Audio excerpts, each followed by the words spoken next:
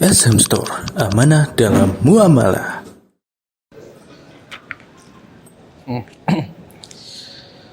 Assalamualaikum warahmatullahi wabarakatuh. Innal hamdalillah nahmaduhu wa nasta'inuhu wa nastaghfiruh wa na'udzu billahi min shururi anfusina wa min sayyiati a'malina. May yahdihillahu fala mudilla lahu wa may yudlil fala hadiya lahu. Ashhadu an la ilaha illallah wahdahu la syarika lah wa ashhadu anna Muhammadan abduhu wa rasuluh. Allahumma salli wa sallim wa barik ala abdika wa rasulika Muhammad wa ala alihi wa ashabihi ajma'in wa man sara ala nahjihi ila yaumiddin. Ayyuhal ikhwah, kita akan lanjutkan kajian syarah kitab Al-Wajiz fi Fiqh Sunnah wal Kitabil Aziz oleh Syekh Abdul Azim bin Badawi hafidhahullah ta'ala. Pembahasan kita masih seputar fikih salat, dan kita sudah selesai mempelajari syarat-syarat sah salat, rukun-rukunnya, wajib-wajibnya,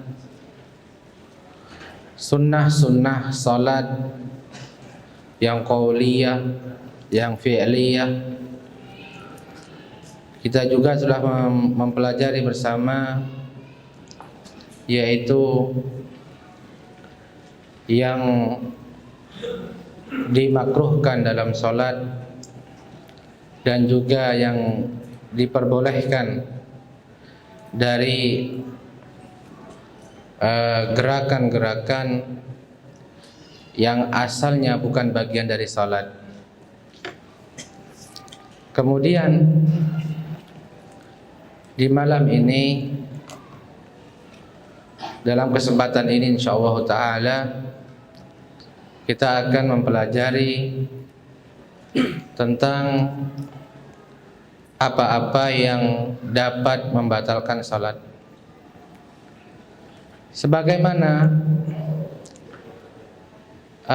ada perkara-perkara yang dapat atau yang diperbolehkan di dalam salat, dan sebagaimana juga ada yang dimakruhkan di dalam salat tapi tidak sampai membatalkan. Berikut ini beberapa hal yang dapat membatalkan salat,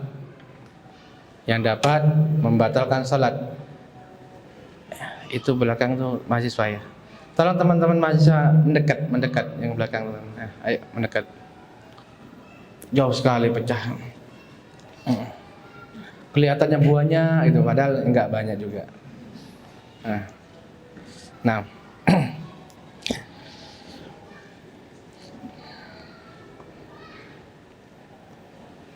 Kalau ngantuk kan bisa diingatkan sama temannya, bangun. Kalau jauh enggak ada yang ingatkan.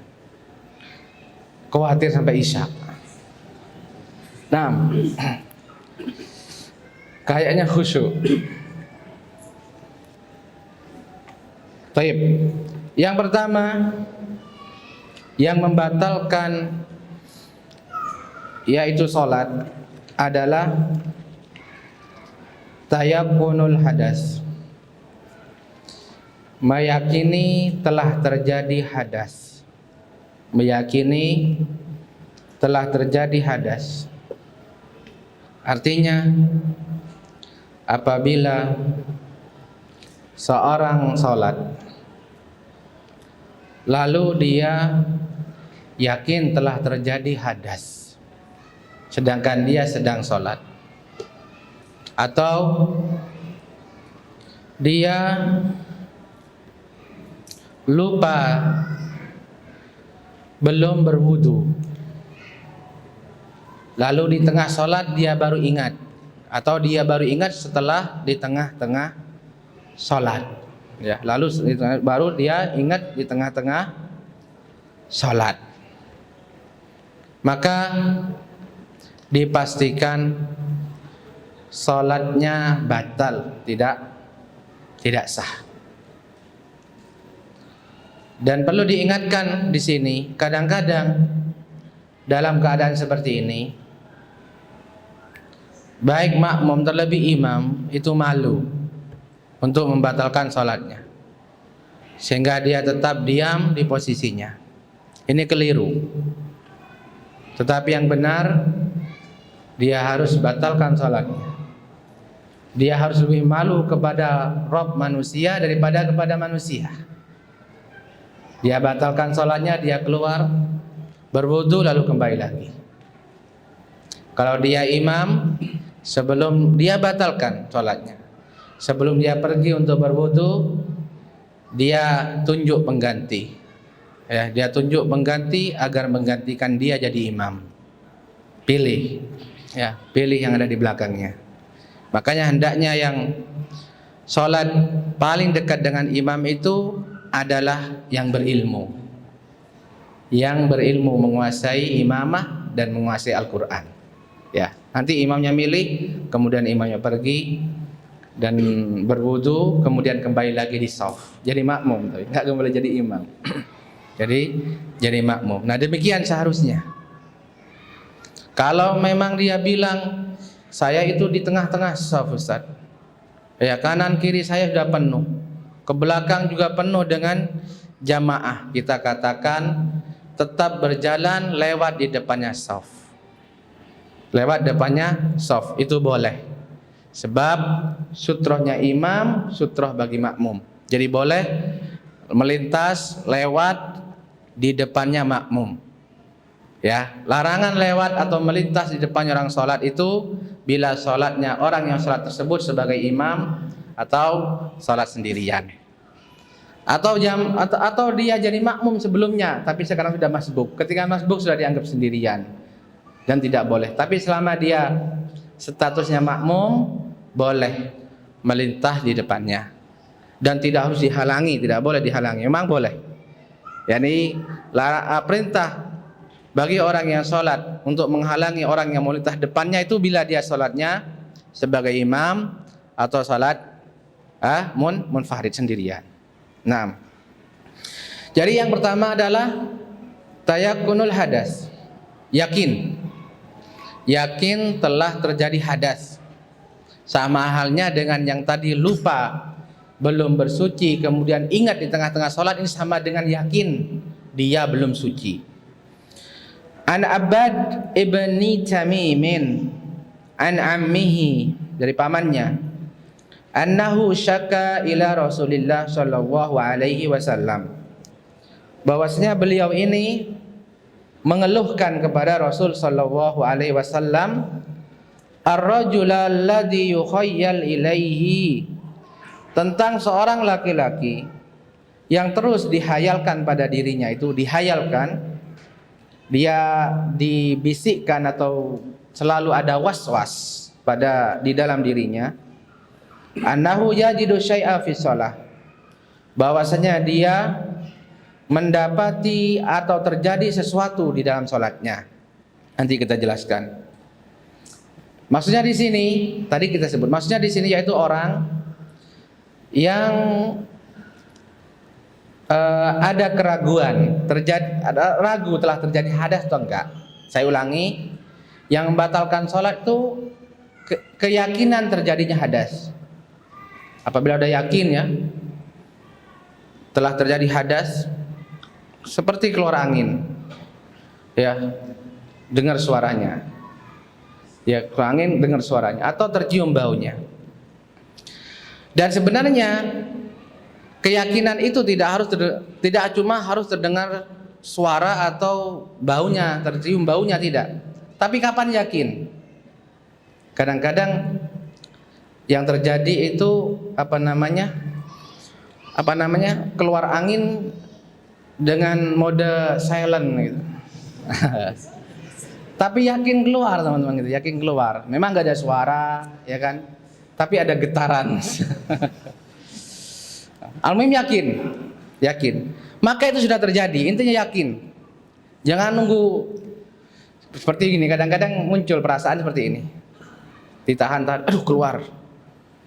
Udah keluar, yakin berarti. Tapi kadang-kadang muncul, berusaha untuk menimbulkan keraguan.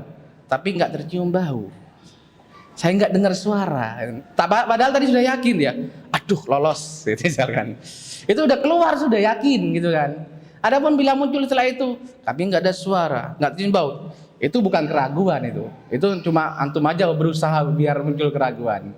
Bukan keraguan. Keraguan seperti misalkan habis makan apa gitu kan, habis makan sambal atau makanannya mengandung gas, sehingga perut itu ya keluar suara ini, suara itu, suara ini itu. Keraguan itu muncul ketika suara itu seperti suara di perut gitu kan, suara di perut. Tapi kalau sudah yakin keluar, ya kan, melampaui gerbang, ya itu sudah yakin keluar dan itu hadas, batal sholat.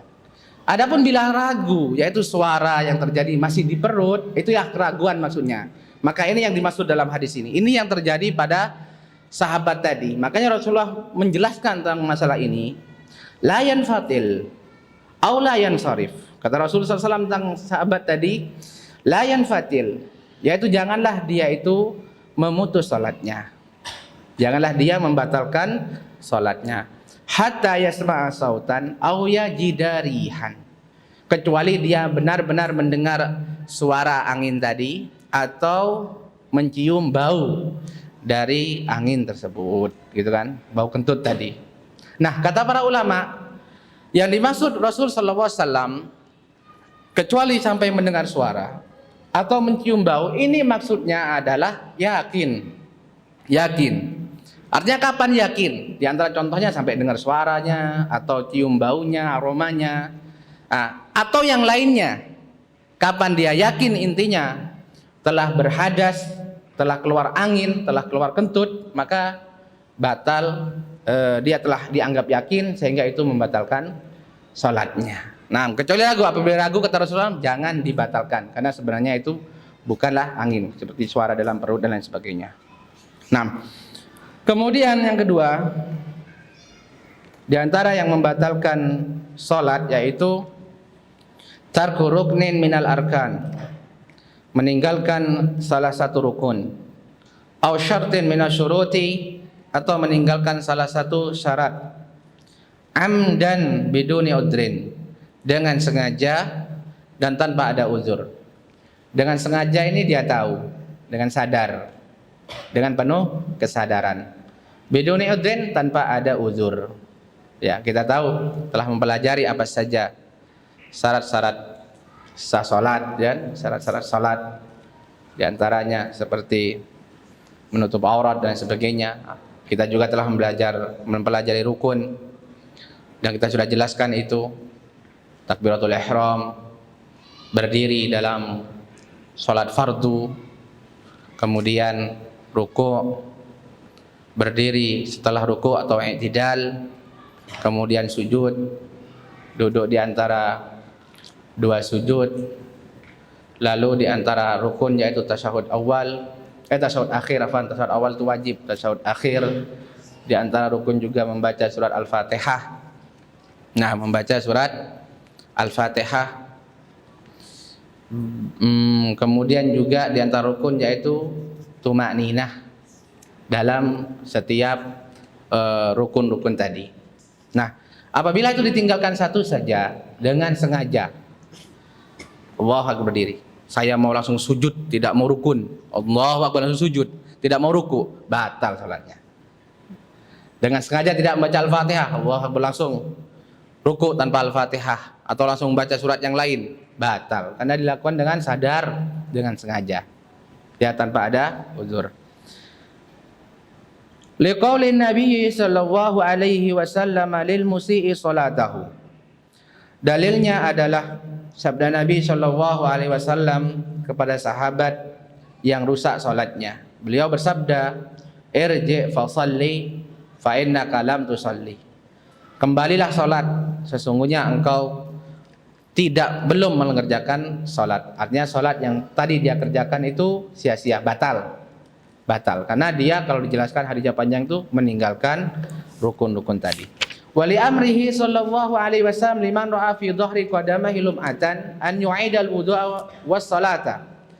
Dan juga berdasarkan sabda Nabi sallallahu alaihi wasallam kepada sahabat ketika beliau melihat, yaitu ada seorang sahabat pada punggung telapak kakinya itu ada bagian sebesar koin, yaitu tidak terkena air wudhu.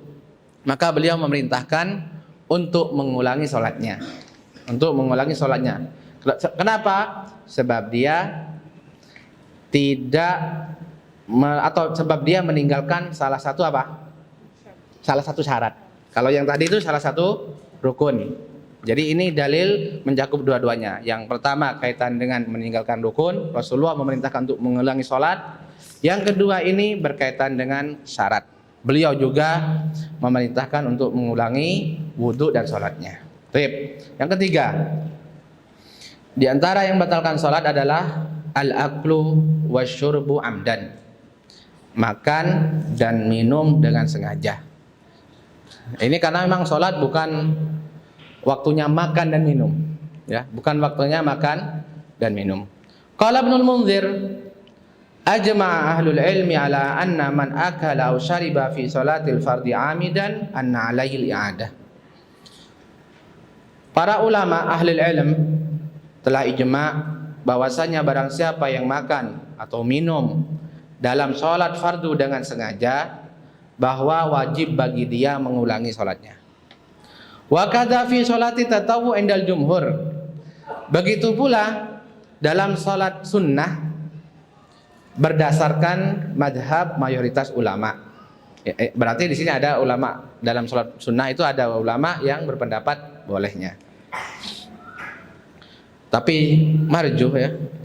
Lianna man abtala al-fardhu yubtilu tatawwu. Ini dia alasan para ulama yang menguatkan bahwasanya dalam sholat sunnah pun makan dan minum dapat membatalkannya. Kenapa? Karena yang membatalkan sholat fardu juga membatalkan sholat sunnah. Nah, kebayang nggak ada orang sholat makan? Kebayang nggak ada orang sholat minum? Tapi mungkin terjadi. Seperti misalkan dalam sholat yang panjang, sholat malam misalkan.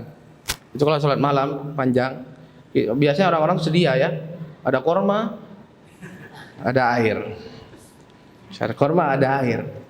Nih sudah masuk rakaat kedua. Rakaat pertama udah panjang, rakaat kedua panjang. Haus.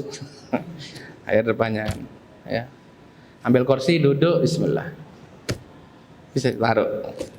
Mungkin bisa terjadi, mungkin. Bahkan sebagian ulama ada seorang syekh bercerita ada yang seperti itu. Langsung aja ambil air, duduk, bismillah. Lagi, lanjut salat. Nah, yang seperti ini. Intinya makan dan minum itu dapat membatalkan sholat berdasarkan ijma' para ulama. Tayyib. Lalu Anda dapatkan beberapa perincian. Di sini dijelaskan, tetapi itu apabila sengaja. Adapun apabila lupa atau tidak tahu, ya tidak tahu hukumnya. Nah, undur, lupa. Lupa ini lawannya sengaja, ya. Lupa ini lawannya sengaja atau tidak tahu, itu lupa. Lawannya sengaja. Tidak tahu atau lupa, itu lawannya sengaja. Nah, maka tetap sah sholatnya. Ya, tetap sah sholatnya. Karena Allah Subhanahu wa taala mengangkat hukuman, mengangkat sanksi bagi orang-orang yang lupa atau tidak tahu. Baik. Tambahan yang kedua, begitu juga tidak batal salatnya seandainya tidak sengaja, yaitu tertelan dari makanan yang kadang-kadang nyangkut di gigi gitu kan, di gigi nyangkut, kemudian saat membaca kemudian tertelan. Maka apabila ini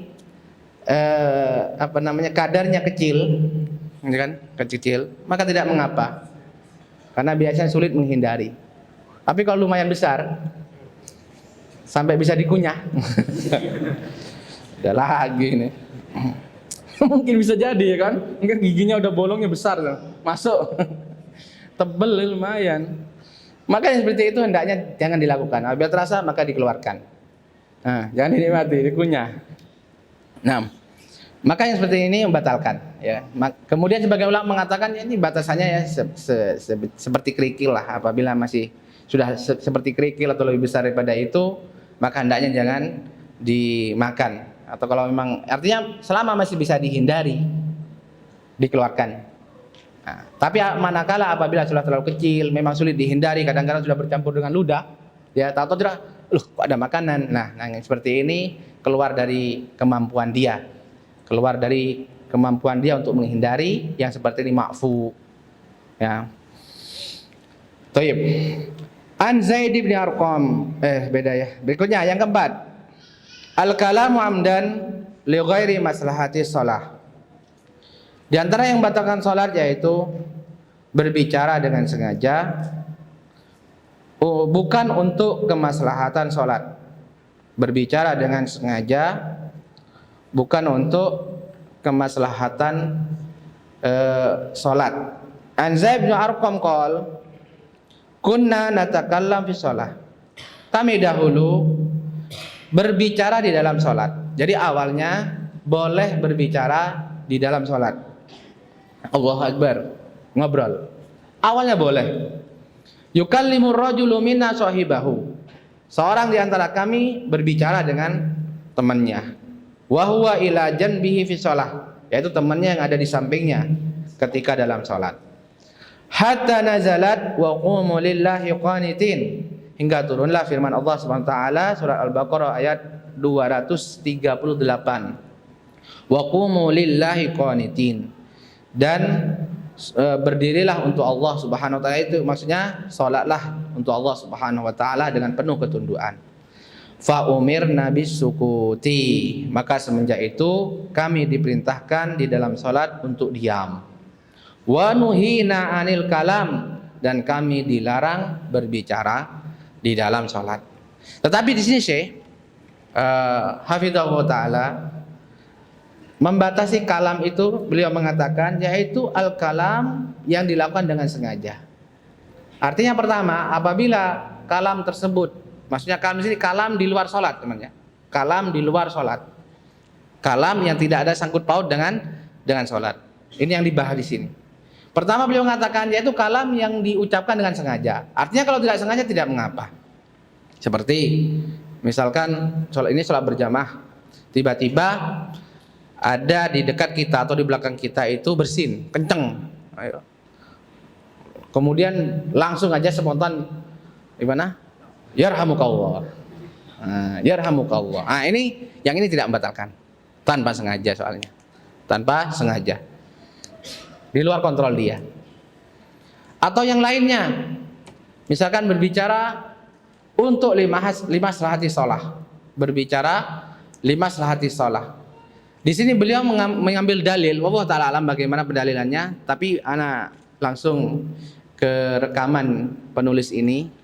Untuk maslahat salat ini beliau beristidlal, berdalil dengan kejadian yang terjadi saat Rasulullah SAW salat zuhur atau salat asar, intinya 4 rakaat. Setelah 2 rakaat beliau salam. Kemudian salah satu sahabat mendekati beliau dan menyampaikan tentang perihal tersebut. Bahwasanya Anda sholat 2 rakaat. Apakah Anda mengqashar atau memang ada perubahan dalam sholat ini dari 4 menjadi 2? Kemudian Rasulullah SAW kaget, heran. Lalu bertanya kepada sahabat yang lain, apa benar? Benar. Dan dikatakannya. Kemudian beliau pun sholat 2 rakaat. Kemudian beliau sholat 2 rakaat, menyempurnakan yang tadi menjadi 4 rakaat, lalu salam. Lalu beliau mengatakan, nah kalam tadi antara sahabat dengan Rasulullah SAW ini, itu kalam di luar sholat. Kalam di di luar sholat limaslahati sholat, untuk kemaslahatan sholat itu sendiri. Nah, kemaslahatan sendiri. Oleh karena itu, di sini Rasul Shallallahu Alaihi Wasallam tidak membatalkan sholatnya, tapi melanjutkannya, tidak mengulang dari awal, tidak mengulangi dari awal. Ini kan di antara dua rakaat yang pertama dengan rakaat kedua, ini kan ada kalam. Namun meskipun ada kalam di sini, sholat yang tadi tidak batal. Buktinya apa? Beliau melanjutkan. Seandainya batal, beliau akan mengulangi dari awal. Nah, kemudian beliau menyimpulkan hal ini karena kalam tersebut adalah kalam limaslahati as-shalah. Wallahu ta'ala. Begini beliau berdalil. Wallahu ta'ala alam bisawab. Nah, kemudian yang berikutnya, yang kelima, di antara yang batalkan sholat adalah ad-dhahik, tertawa. Ya, tertawa di dalam sholat itu membatalkan sholat. Wa naqala Ibnul Mundzir al-ijma' ala butlanis sholati bid-dhahiki. Al-Imam Ibnul Mundzir telah menukil adanya ijma' tentang batalnya sholat disebabkan oleh dhahik. Dhahik itu apa? Dhahik itu tertawa yang mengeluarkan suara. Hak hak hak, ada gitu aja. Ada terbahak-bahaknya. Nah, yang seperti ini membatalkan sholat. Seperti seorang sholat misalkan, kemudian di depannya ada anak bertingkah aneh, atau terdengar suara, terdengar kalimat yang dia nggak kuat menahannya gitu kan, sehingga harus tertawa ya. Maka kemudian beliau mengatakan apabila dia benar-benar tertawa sampai mengeluarkan suara hak hak hak, maka itu membatalkan sholatnya. Ya. Tetapi bila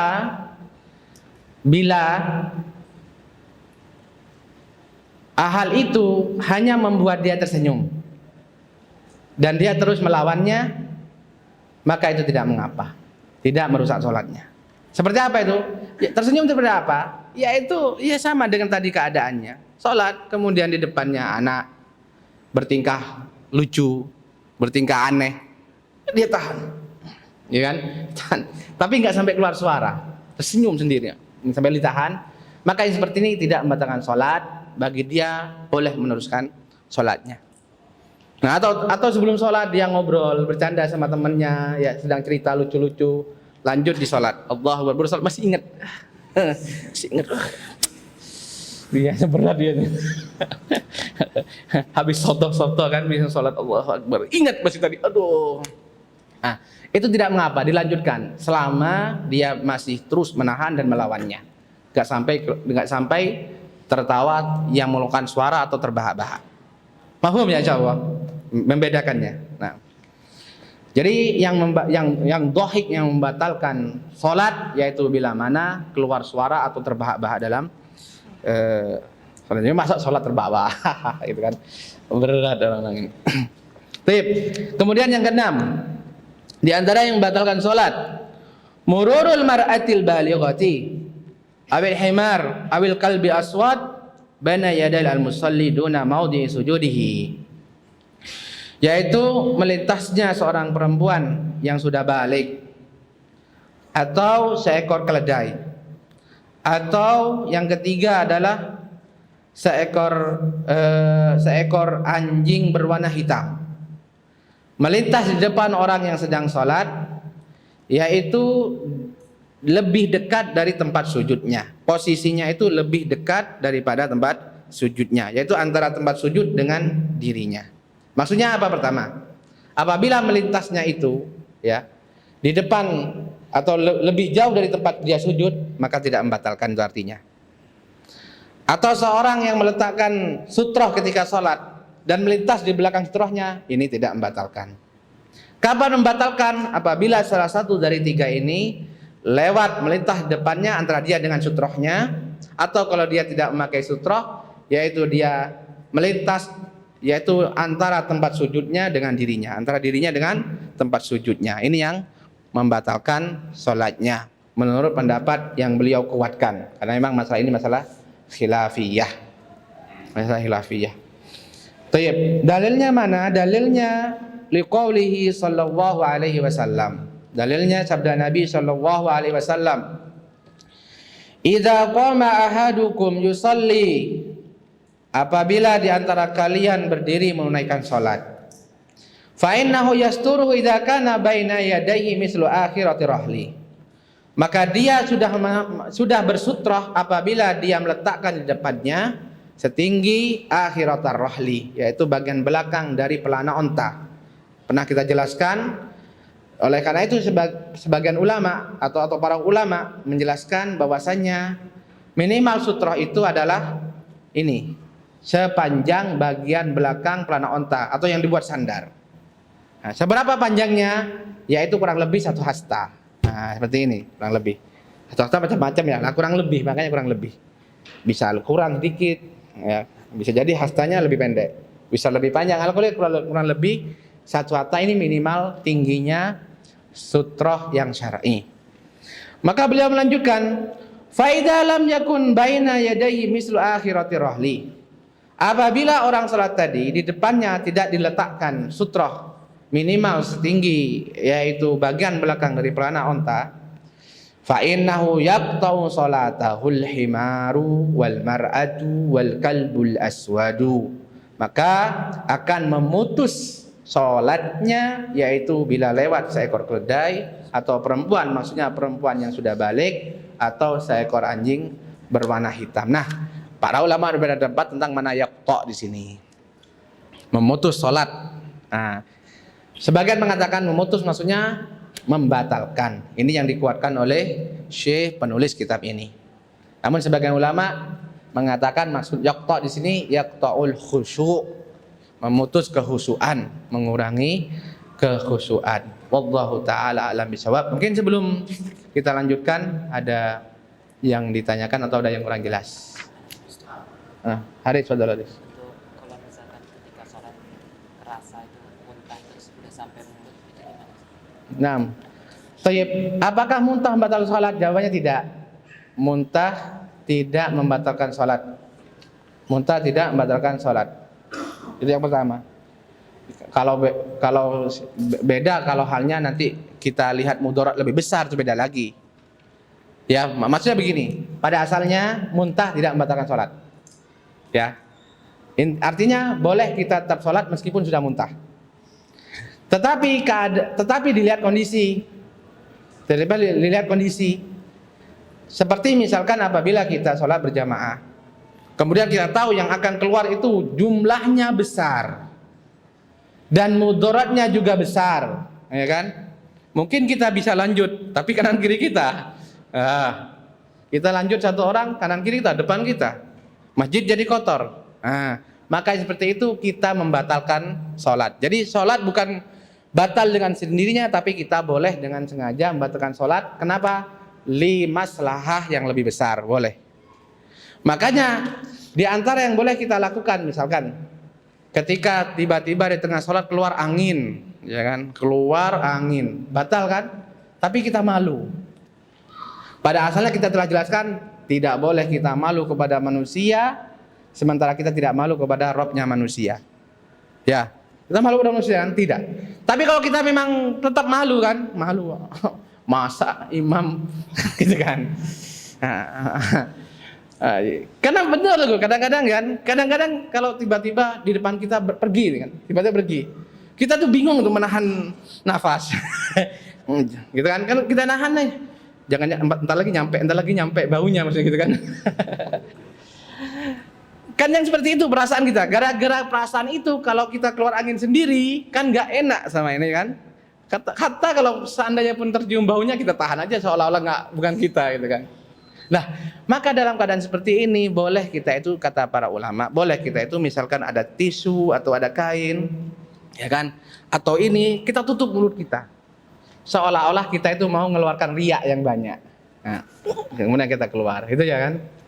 Jadi seolah-olah kita itu membatalkan sholat karena kita mau mengeluarkan ludah, ya kan, atau apa, gitu kan. Kalau kita memang malu, kalau batal sholat kita gara-gara keluarkan angin, itu yang dijelaskan oleh ulama. Boleh yang seperti itu. Intinya kalau kita batal, jangan tetap di posisi sholat, tapi tinggalkan tempatnya untuk berwudu, kemudian kembali lagi. Nah, keadaannya seperti ini juga tadi. Pada asalnya muntah tidak membatalkan sholat, boleh dilanjutkan. Tapi untuk apabila dalam keadaan maslahat yang besar, kita membatalkan sholat kita sebelum muntah.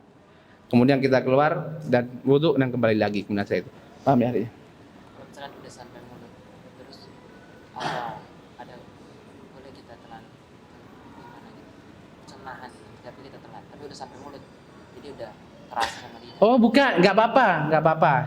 Jadi sebenarnya ceritanya ya, apa namanya, terasa ada yang keluar dari sini, dari perut kita, dari lambung keluar. Ya. Sudah sampai perut nih, sampai mulut. Pasti jumlahnya dikit nih, kalau banyak nggak mungkin ditelan lagi. Kemudian ditelan lagi. Pasti jumlahnya dikit ya, kalau banyak nggak mungkin ya, kalau nggak mungkin pasti dikit. Apakah membatalkan sholat? Dohirnya enggak. Dohirnya tidak membatalkan sholat. Ya, beda dengan puasa. Kalau puasa ya, kalau ini sholat, sehingga ini tidak dianggap makan. Allah Ta'ala bisawab. Apalagi melihat masalah tadi, masalah dia sholat berjamaah, maka tidak mengapa yang seperti ini keadaannya. Betul, bagus. Mungkin bisa dijelaskan perincian orang yang menjadi imam pengganti makmum menjadi imam ketika imamnya keluar diputusnya surah Al-Fatihah, apakah dia nyambung atau ulang dari awal, dan jika dia surah Al-Fatihah apakah misalnya imamnya pas surah Al-Baqarah jadi tidak hafal, apakah boleh dengan surah lain atau dengan surah. Oh ya. Baik, ini tadi tanya tentang imam ketika batal dan memilih di antara makmum menjadi imam. Bagaimana imam pengganti ini, apa yang dia lakukan? Apakah harus melanjutkan bacaan imamnya? Jawabannya pertama, yang jelas dia melanjutkan sholat imam. Kalau imamnya sudah rakaat kedua, maka dia tidak melanjutkannya, bukan ngulang dari awal. Satu. Adapun masalah bacaan, apakah dia harus melanjutkan imamnya? Jawabannya tidak harus. Nah, dan bagi dia adalah membaca yang mudah dari Al-Quran. Karena memang pada asalnya imam itu dalam bacaan di sholatnya itu adalah yang paling mudah bagi dia. Bukan al-muhim, yang mudah bagi dia, tidak memberatkannya. Jadi tidak harus melanjutkan bacaan imamnya. Wallahu ta'ala bisawab. Nggih Pak, silakan Pak.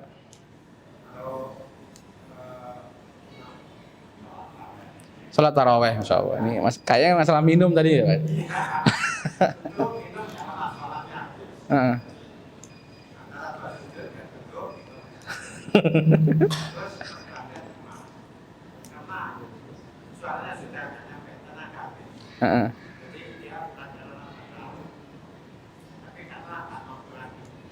Terus membatalkan sholatnya?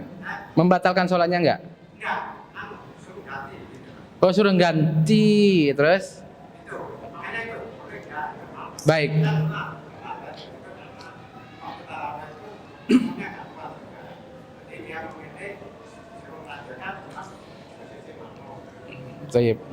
Yang pertama, dalam sholat taraweh, karena sudah capek, karena sudah sholatnya habis, maka minum. Jawabannya nggak boleh. Ya, nggak boleh kalau minum, nggak boleh. Batal sholatnya atas madhab jumhur ulama tadi disebutkan, karena ini sholat sunnah. Tadi saya perinci, kalau sholat wajib semua ulama sepakat minum membatalkan sholat. Kalau sholat sunnah, jumhur ulama, dan ini yang rojih ya, ini yang kuat, jumhur ulama, dan yang ini pendapat yang kuat juga membatalkan sholat. Adapun tadi dalam sholat sunnah ya, kemudian pada asalnya imam capek nih, bacaannya udah habis, kemudian narik makmum dan menggantikannya sebagai imam, kemudian dia jadi makmum, begitu ya Pak ya. Bagaimana hukumnya? Tayyib. Nggak tahu saya ini ya. Yang ini saya nggak pernah mengetahui kejadiannya, jadi saya nggak bisa menghukumi. Tapi yang jelas imam itu sholat dengan kemampuannya, itu yang bilang tahu. Sholat dengan kemampuan, semampu dia. Artinya kalau dia sudah mendapatkan dirinya nggak kuat bacaannya, sudah ruku saja selesai, itu urusan sebenarnya. Ya, ini yang afdal. Ini zahir yang kelihatan lebih utama. Kalau dia sudah tidak sanggup melanjutkan bacaannya, ruku saja selesai.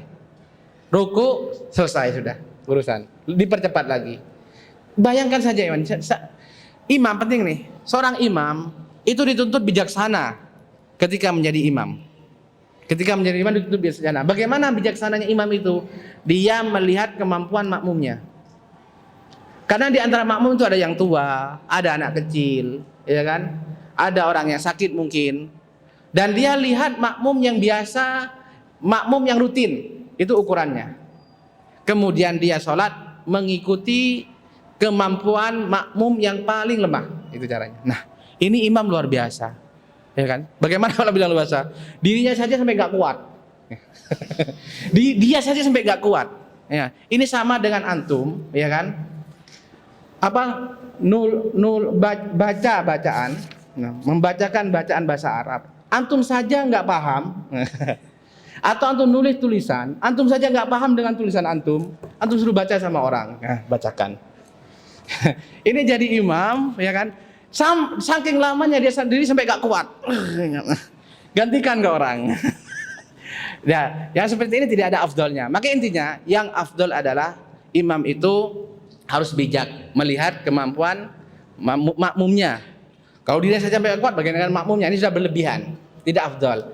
Bagaimana dengan menggantinya? Maka tetap saya tidak tahu jawabannya tentang sah sama tidaknya. Apakah itu sah, boleh atau tidak? Saya jawab nggak tahu. Tapi tidak afdal itu.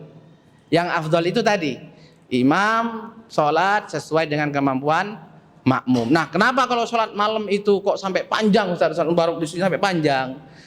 Ini kan sudah ada pilihan, ya kan? Kita terawih di sini 2 kali. Kalau sudah 10 terakhir tuh, ada yang habis isya, kan? Ada yang tengah malam. Nah, yang tengah malam biasanya panjang. Nah, kenapa kok langsung panjang tanpa milih-milih? Karena sudah tahu bahwasanya yang datang tengah malam sudah siap untuk sholat panjang. Makanya ada pilihan tadi. Yang nggak kuat sholat panjang, sholat tuh habis isya, itu maksudnya.